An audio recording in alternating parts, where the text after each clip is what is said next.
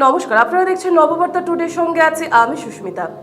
করিমগঞ্জে 19-এর শহীদ স্মরণে মহা মিছিলে ব্যাপক সাড়া। বেশ কিছুদিন ধরে প্রস্তুতি পর্ব চলছিল।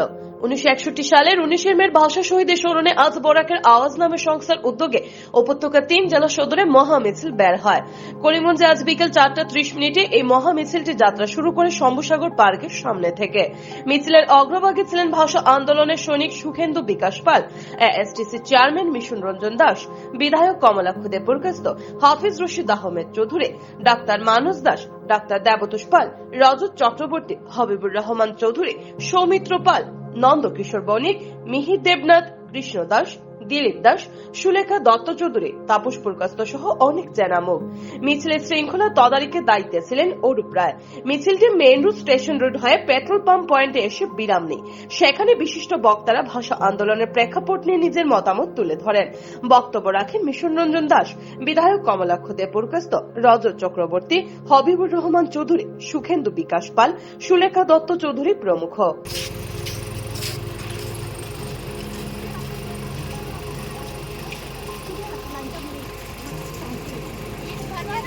হ্যাঁ, তুই ভালো।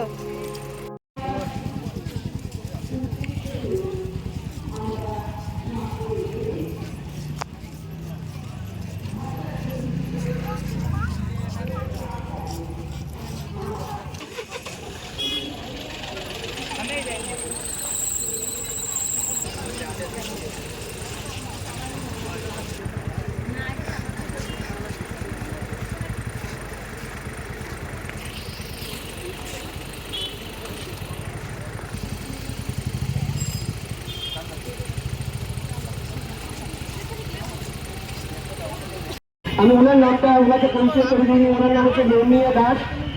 উনি করিমগঞ্জের গৃহবধূ, প্রয়াত আমাদের শহীদ কানাইলাল নিয়োগীর মেয়েটিকে নাতি। আমাদের এই আজকে এই যে মহা মিছিলে দুজনকে পেয়েছি। একজন 61 ভাষা আন্দোলনের সৈনিক ছিলেন, আমাদের সৈনিক ছিলেন সুখেন্দু বিকাশ পাল মহাশয়, এবং শহীদের বংশের একজনকে পেয়েছি। আমি আবার ভূমিকাবাসীকে কিছু বলবো। সাংস্কৃতিক সংগঠন এসেছে, আমি সেই সব এলাকার পক্ষ থেকে আমি সিদ্ধার্থ বাংলা ভাষাপ্রেমী সকল বন্ধুদের নমস্কার।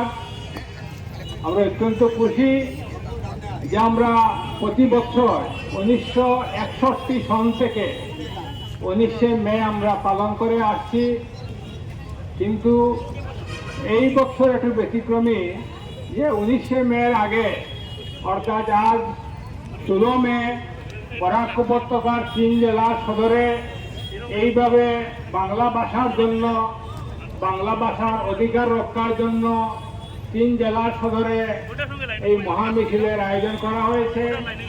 এইভাবেই আমরা করিমগঞ্জের শম্ভুসাগরের শহীদ বেদি প্রাঙ্গণ থেকে করিমগঞ্জের স্টেশন রোড হয়ে পেট্রোল পাম্পে এসে আমরা সকল সমবেত হয়েছি। বন্ধুগণ, 19 মে মানে 19 মে 1961 সনের 19 মে, এই কথাটা মনে রাখতে হবে। 1961 সনে আসাম সরকারের শিক্ষা বিভাগের সেবা circular, secondary education board of Assam অর্থাৎ সংক্ষেপে সেবা সার্কুলারের মাধ্যমে কাছাড় জেলায় যে সমস্ত বাংলা মাধ্যমের বিদ্যালয়, এই বিদ্যালয়ে বৈষম্যমূলক সেবা সার্কুলার জারি করা হয়, এবং এর প্রতিবাদে, এই সেবা সার্কুলারের প্রতিবাদে আমাদের এই বর্তমান বরাক উপত্যকায় তার বিরুদ্ধে আন্দোলন সংগঠিত হয়। আন্দোলন চলতে চলতে 19 মে এর জন্য, এই বাংলা ভাষার জন্য, অধিকার রক্ষার জন্য শিলচরের রেলওয়ে স্টেশনে 11 জন শহীদ হন। তখন থেকে এই 19 মে আমরা স্মরণ করে আসছি। শহীদের ত্যাগ আমরা ভুলব না, ভুলিনি। এবং এই সেবা সার্কুলার পুনরায় 1986 সনে আবার জারি করা হয়। আবার বরাক উপত্যকায় তখন 3 জেলা হয়ে গেছে। এই 3 জেলার হাইলাকান্দি, করিমগঞ্জ এবং কাছাড় জেলার বাংলাভাষী প্রেমী নাগরিকরা আবার এই সেবা সার্কুলারের বিরুদ্ধে আন্দোলন করেন। অর্থাৎ 1961 সালের 19 মে আন্দোলনের ফলে শহীদ 11 শহীদদের ত্যাগের ফলে যে দুটো মূল্যবান অধিকার আমরা পেয়েছিলাম। একটা ছিল যে তখন থেকে বয়স্ক উপত্যকার উচ্চতর মাধ্যমিক পর্যন্ত চেয়ারম্যান মিশন রঞ্জন দাস মহাশয়, বিশিষ্ট সমাজসেবী রজত চক্রবর্তী মহাশয় থেকে শুরু করে এখানে সুগন্ধি বিকাশ পাল মহাশয় সহ বিশিষ্ট ব্যক্তিবর্গরা এখানে আছেন। আমার শ্রদ্ধা এবং প্রণাম নিবেদন করে আমার আগে বক্তারা অনেক কিছু বলে গিয়েছেন, তাই আমার বেশি কিছু বলতে হচ্ছে না। আমি বলবো যে মায়ের ভাষাই মাতৃভাষা, সেই ভাষাকে ভালোবাসি বাংলা ভাষা, ভালোবাসি বিশ্বজুড়ে মাতৃভাষা। সব ভাষাকে শ্রদ্ধা করি, কিন্তু নিজের ভাষা, নিজের মায়ের ভাষা তাই দক্ষিণে থাকে, সেটাই আজকে যে কামনা করছি। এবং আমরা যে দেখি তারা সবাই বলে গিয়েছে যে 1960 এবং 61-তে আমাদের সেবা সার্কুলার বর্তমান সরকার কালিয়া সরকার সেই সিদ্ধান্ত নিয়েছিল এবং পরবর্তী সময় অনেক ঘাত প্রতিঘাত এবং আমরা দেখেছি কি যে 5 ফেব্রুয়ারি তারপরে যে কাঁচার গণসংগ্রাম পরিষদ সৃষ্টি হয়েছিল, অনেক আন্দোলন, অনেক ঘাত প্রতিঘাত এবং অনেক কিছুর পর পরবর্তী সময়ে বারবার আন্দোলন হলো, গ্রামে গ্রামে কি আন্দোলন হলো, মানুষকে বোঝানো হলো, মানুষকে ভাষার প্রতি মানুষের প্রতি যে শ্রদ্ধা, যে মায়া মমতা, সেগুলো অনেকদিন বুঝিয়ে শেষ পর্যন্ত 19 মে 18 তারিখ আমরা দেখলাম যে রবীন্দ্রনাথ সেন, রবীন্দ্রনাথ দাস এবং নলিনীকান্ত সেন ওদেরকে যখন নলিনীকান্ত দাস ওদেরকে যখন অ্যারেস্ট করা হয়েছিল, সেই সেখান থেকেই শুরু হলো 19 তারিখ এবং 19 তারিখ থেকে সেখানে ভয়াবহ অবস্থা। এবং আমরা আজকের দিনে, আমি কমলাক্ষ দেবর দায়িত্ব, আজকের দিনে আপনার সামনে সেই ভাষায় কথা বলতে পারছি অনলি বিকজ অফ দ্যাট, যে আজকের দিনে আমরা দেখেছি যে 19 মে, সেই 19 মে 11 জন আজকে 10,000 যুবককে শহীদ করা হয়েছিল এবং তারপর পরবর্তী সময়ে আজকের এই বর্তমান যে অবস্থা, আমরা বিশ্বাস করি যে আজকের দিনে একটাই আমরা প্রতিজ্ঞাবদ্ধ হব, সামনের দিন যাতে সেই বিশেষ করে বাংলা ভাষাটা যদি অক্ষুণ্ণ থাকে, শুধু বাংলা ভাষা নয়, আমরা যারা বাঙালিরা আছি, যারা আজকে বিভিন্ন চাওয়ার কথা আছে, আমাদের অধিকারের কথা আছে, সেগুলো যাতে অক্ষুণ্ণ থাকে সামনের দিনে, সেটুকু সবার কাছে আমি আমার আবেদন জানিয়ে এবং আমরা সবাই যাতে এক হয়ে সামনের দিনে যাতে আমাদের অধিকার সময় মনে করতে পারি। ভাষা সেনানী রতনরাজ সেন, প্রধানমন্ত্রী মোহন দাস, মৌলানা আব্দুল জলিল চৌধুরী এবং অন্যান্য যারা নলিনাক্ষ দাস আর নলিনীকান্ত দাস সহ অনেকেই যাদের নাম দীর্ঘায়িত হয়ে যাবে, আমি ওদের ডিটেলস নাম হচ্ছি না, তো আমি তাদের শ্রদ্ধার সঙ্গে স্মরণ করে আমার বক্তব্য শুরু করছি। এখানে বক্তারা 19 এবং 21-এর প্রেক্ষাপট বিস্তারিত বিশ্লেষণ করেছেন, সেদিকে পুনরাবৃত্তি হয়ে যাবে, আমি সেদিকে যাচ্ছি না।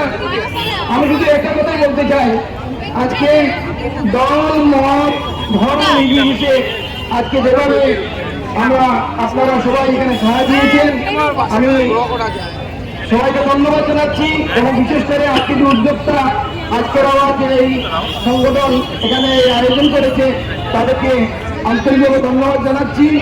এবং আজকে যেভাবে আমরা পায়ে পা মিলিয়েছি সবাই মিলে দলমত নির্বিশেষে, আগামী দিনেও সর্বক্ষেত্রে যখন আমাদের মাতৃভাষার মধ্যে আক্রমণ আসবে, আমি কামনা করছি না আসুক, আমাদের অনেক কালো ইতিহাস আছে, কিন্তু যদি এরকম কোনো কিছু আসে তাহলে আমরা সঙ্গে থাকতে হবে, ঐক্যবদ্ধ হবে, দল মত নির্বিশেষে রাজনীতির ঊর্ধ্বে আমরা এই সংগ্রাম চালিয়ে যাবো।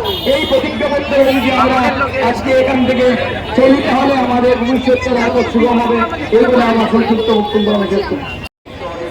আসাম বিধানসভায় অত্যন্ত ডেলিভারেটলি আসামের ভাষাগত এবং সংখ্যালঘু জনগণের প্রত্যাশা জেনে শুনে সত্ত্বেও 1960 ইংরেজির 24শে অক্টোবর ডেলিভারেটলি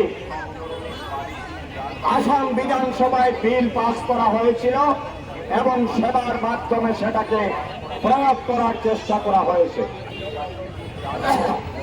সমগ্র বরাক উপত্যকার তখনকার নেতৃত্ব, আজকে স্বর্গীয় রবীন্দ্রনাথ সেন, স্বর্গীয় রণেন্দ্র মোহন দাস থেকে শুরু করে বরাকের বিভিন্ন নেতৃস্থানীয় ব্যক্তিত্বরা সেই দিন গর্জে উঠেছিলেন এবং বলেছিলেন, আমরা এই সিদ্ধান্ত মানি না, এই সিদ্ধান্ত প্রতিহত করতে হবে, এই সিদ্ধান্তকে উঠিয়ে নিতে হবে।